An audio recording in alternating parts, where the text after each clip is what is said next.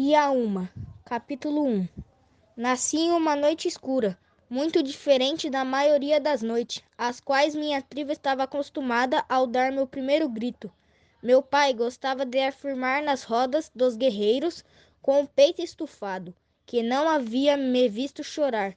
A lua acabará de ser engolida por Tupã, só voltando depois de um bom tempo. Houve muitas discussões ao meu respeito, por causa do momento em que resolvi vir ao mundo. O pajé cantarolou, jogando ervas e batendo com força os pés no chão, em volta da oca, para espantar o que ele acreditava ser um evidente mal agorou, que vinha acompanhado do meu nascimento, e alguns chegaram a comentar: Guaianá, estão pequenininho e indefeso, não deveria sobreviver, mas meu pai era o chefe e eu o primogênio. Ao certificar-se de minha boa saúde, a poema me levou ao céu e agradeceu por sua boa sorte, afirmando que a partir dali o nome escolhido para mim iria lembrar aquela noite havia sido escura e a noite sem um pedaço sequer da bolha de luz no céu. Assim nasceu Yuma. Meus primeiros tempos não foram fáceis, decididamente por ter se achado diminuído em sua autoridade. O pajé colocava em minha existência a culpa por tudo de ruim que ocorria na tribo, desde a entrada de um pequeno gambá em uma oca para roubar comida até a ocorrência de uma forte tempestade. Ele se tornou obviamente um grande inimigo de meu pai. A princípio, disfarçado, depois declarado à tribo, aos poucos foi ficando devidamente entre continuar respeito o grande chefe, aquele que havia promovido um agradável período de paz para os Gainás, que ali vivia o enviado de Tupã, que promovia curas e fazia previsões. Deitado na esteira de palha de minha mãe, recebendo todo o seu carinho e atenção. A vida de certo me parecia bastante boa, mas no grande terceiro que ficava no centro da taba, muitos sócios não passavam sem que se estabelecesse uma confusão gerada por qualquer acontecimento, tido como ocasionado pela minha simples presença. Rapidamente, como não conseguisse provar que as diversidades naturais eram de minha responsabilidade, começasse a surgir fenômenos muito temerários, uivos estranhos passaram a ecoar nas matas, rastros do boitatá e pegadas do curupira. Eram vistos que ali até uma oca pegou fogo sem explicação. As colheitas não são boas? É esse Amu? Ele está fazendo o quê? As desgraças caírem sobre todos. O pequeno curupira e a cobra boitatá andam por aqui.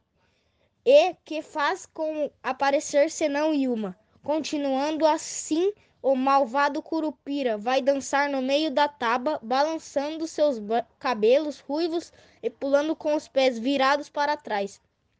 Ou então o boitatá virá serpenteado, pronto para comer nossos olhos, ali de nós, sempre mostrando muita calma.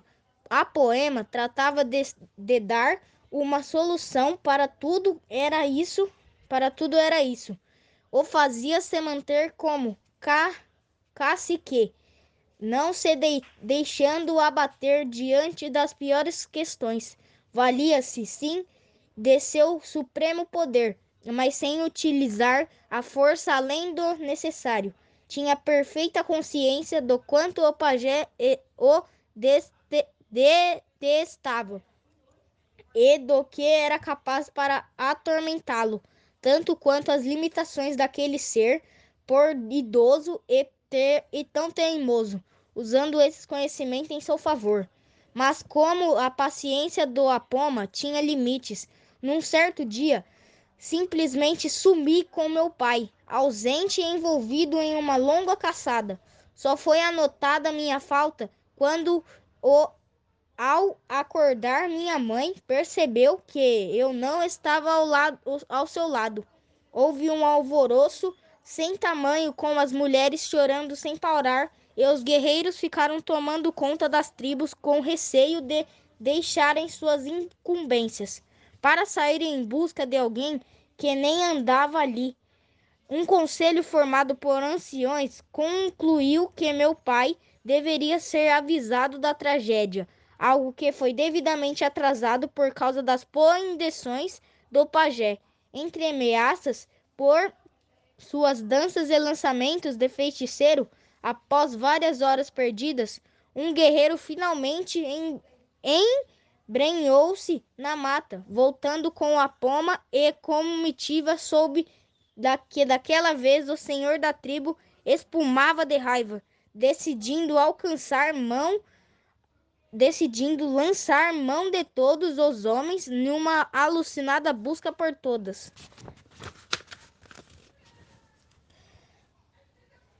As partes, mesmo diante dos problemas que estava a atitude, estava de fato deixando a aldeia sem defesa. Poderia significar o fim dela, dado que havia outras tribos de olho em nosso território, para a felicidade dos meus e certamente chateação de alguns. Fui encontrado a balançar no galho de uma árvore, de acordo com o guerreiro que descobriu um paradeiro. Estava deitado calmamente em um cesto amarrado ao prolongamento do caule feliz. Com seu sucesso, o bravo Gainá não deixou de narrar o prodígio, falando toda a verdade ou talvez aumentando consideravelmente, já que afirmou que estava rebento, sendo protegido por grandes cobras e pássaros, praticamente impedindo que qualquer um se aproximasse. 3 rodadas logo se formaram no centro de uma delas. O heróico Gaimbá recontava a fantástica passagem em que se deparara com o filho, no chefe, a descansar, na floresta fechada, amparado por criaturas que com muito prazer poderiam devorar suas carnes tenas. Ora, somente alguém muito amado por Tupã contaria com toda aquela proteção. Logo, este candidato a Curupim teria sido escolhido pelo maior de todos, possuído dons especiais que eram reconhecidos por animais e aves, e por isso lhe estaria reservadas alguma missão muito importante naquelas paragens. Em outras partes do terreiro, o pajé contuvava com os seus mais próximos, em dom baixo, para que meu pai não ouvisse, lançando o estranho episódio em uma versão absolutamente oposta. Ao invés de Tupã, minha proteção estaria sendo feita por demônios, que chegavam ao ponto de encantar as criaturas para preservar minha vida, tendo uma vista ou uma muitas missões maléficas que estavam guardadas para mim. A maior comprovação disso era a semelhança que o dom com o de alguns seres sobrenaturais também afeituados dos mais terríveis animais. Por fim, nem se importassem com o que diziam nos outros 2 ajuntamentos. Meu pai estava rodeado por senhoras e vários anciões. Em frente à nossa oca, bendizemos a fortuna da minha volta sem um arranhão sequer. Contrariamos ou satisfeitos, na verdade, ninguém deixou de se fartar com grandes peixes e variadas carnes de caça, que foram servidas regadas a muito cuim na festa que se deu à noite. A poema, porém, apesar de toda sua alegria, fez questão de tentar descobrir o que de fato ocorrerá. Assim que a imensa bola alaranjada despontou no leite, anunciando um novo dia, e deixou o conforto da taba e seguir com alguns 3 de 4 batedores até o local, onde eu havia sido encontrado lá. Após uma busca minuciosa, divisou marcas de pés e locais descobertos de folhagem, e farejando tudo à volta, notou um odor diferenciado Dessas informações, ele tirou duas conclusões. Definitivamente, uma vez que havia marcadas do pé por ali, o responsável pelo meu sumiço não era alguém do outro mundo, mas o mais perigoso da natureza, o próprio homem. Enquanto aquele odor resultante da mistura de diversas ervas, só uma pessoa eslachava, ou seja, o próprio pajé. Minha mente me conduz para muitos invernos adiante até uma tarde que se meu pai contou este episódio saciado, minha juvenil curiosa. Pai, por que você não fez nada àquele pajé? Muitas vezes é melhor um inimigo diante dos olhos do que afastado, filho. Por isso, lado de um inimigo morto significa espaço ou a ser ocupado por um outro inimigo, talvez pior. Como assim? O pajé falava muito, mas era uma onça velha, quase sem dentes, não tinha força para me morder.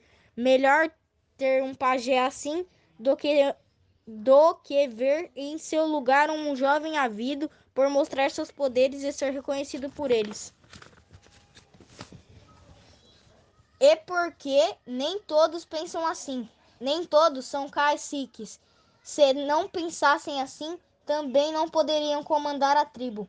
No final da conversa, meu pai olhou diretamente em meus olhos, declaradamente forçando a que suas palavras penetrassem no fundo em minha cabeça, em minha alma. Se quisesse ser uma pessoa valorizada um dia, terá que aprender a pensar demais de uma maneira antes de tomar suas decisões. Então ele se permaneceu em silêncio por longo tempo, ao meu lado, permitindo que refletisse sobre o que acabará de aprender.